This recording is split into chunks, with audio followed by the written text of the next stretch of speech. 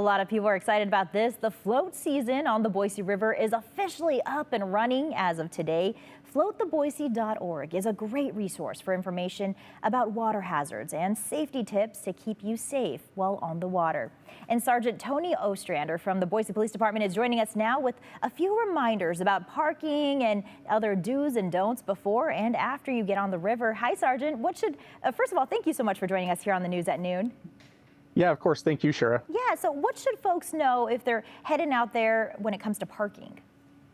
The biggest thing is just to pay attention to the parking signs. It's very clearly marked where you can and can't park. We deal with it every year.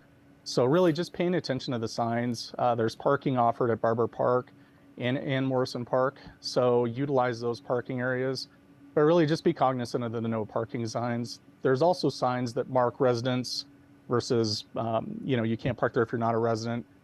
Pay very close attention to those. A lot of residents in the area get frustrated when people park in areas designated for them.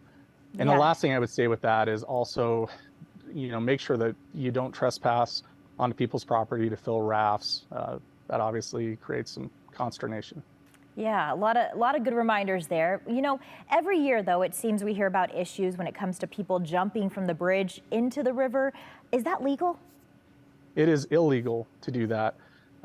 You cannot jump, throw, drop anything from a feature in Boise to include the bridge anywhere close to 50 feet within somebody who's rafting or in a tube or on the river. So it is illegal to do that and extremely dangerous. What other safety reminders do you have for folks as they make their plans to float the river? It probably goes without saying, but life vests are a big one. The law requires that children 14 or younger wear a life vest when they're on the river. We really encourage anybody that's on the river, no matter how old you are, to wear a life vest. The other thing to keep in mind is alcohol. It is illegal to drink while you're on the river rafting. And you don't want to be under the influence or intoxicated while you're rafting. That can create a host of issues with safety, not to mention driving once you're finished rafting the river. So monitor the alcohol, wear a life vest.